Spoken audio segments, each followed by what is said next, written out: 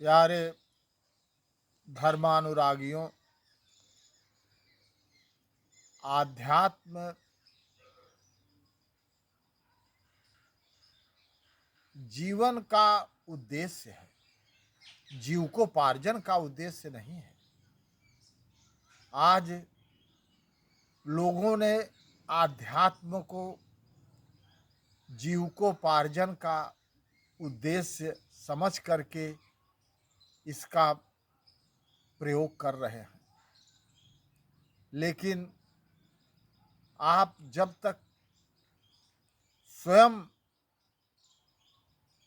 ठीक नहीं होंगे, जब तक आप स्वयं को नहीं जानोगे, स्वयं से ही स्वयं को जानना है, और जब तक आप अपने आप को खुद नहीं जानोगे तो आप दूसरों को शिक्षा कैसे दे सकते हो।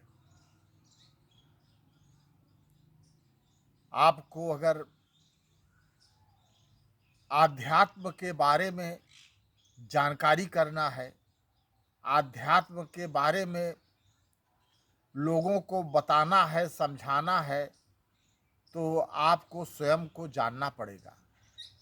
आज का जो समय है, जो परिवेश है, तमाम जिज्ञासु, मुमुक्षु, साधु और विद्वान, कथावाचक, ये सारे लोग आध्यात्म को जीविकोपार्जन का उद्देश्य मान करके अपना जीवन आगे बढ़ा रहे हैं, जो गलत है।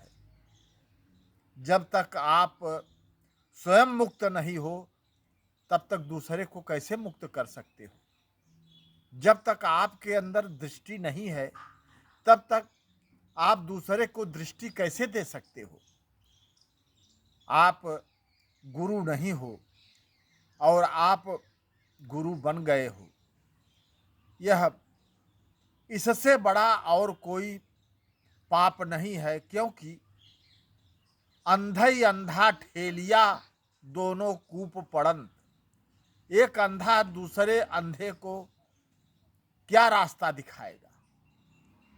तो पहले आप स्वयं को जानो और स्वयं को मुक्त करो, तब फिर आप दूसरे को दीक्षा दो, शिक्षा दे सकते हो।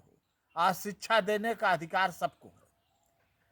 आप माता पिता, गुरुजन और विद्वान, संत, महात्मा, सबको शिक्षा देने का अधिकार है, लेकिन दीक्षा देने का अधिकार केवल गुरु को है, जो आपको वहाँ तक पहुँचा सके, आप में आपको विलीन कर सके। साधु संगत जी, कबीरदास जी ने कहा है, उनकी वाणी याद आ गई, जा घर लक्ष्मी झाड़ू देत हैं, शंभु करें कोतवाली, जा घर ब्रह्मा बने टहलुआ, विष्णु करे रखवाली, तवन घर चेतिहो रे भाई, तोरा आवागमन मिट जाई। तो साधु, आप इस संसार के भ्रम में पड़ करके भ्रमित हो गए हो, और देवी, भगवान कृष्ण ने भी गीता में कहा है, देवी देवताओं की पूजा मूढ़ बुद्धि की देन है, ये आसुरी प्रवृत्ति है। आप गीता पढ़ लीजिए। तो जब तक आप किसी सद्गुरु की शरण में नहीं जाओगे, जब तक किसी स्वरूपस्थ महापुरुष की शरण में नहीं जाओगे, तब तक यह जीवन आपका सुरक्षित नहीं है। ये ठीक है कि आपको इस जीवन में कुछ न कुछ शिक्षा मिल जाए और रास्ता इस संसार में चलने के लिए मिल जाए, लेकिन आध्यात्मिक जीवन में आपकी उन्नति तभी होगी जब आप सद्गुरु की शरण में जाओगे। हरि ओम नारायण।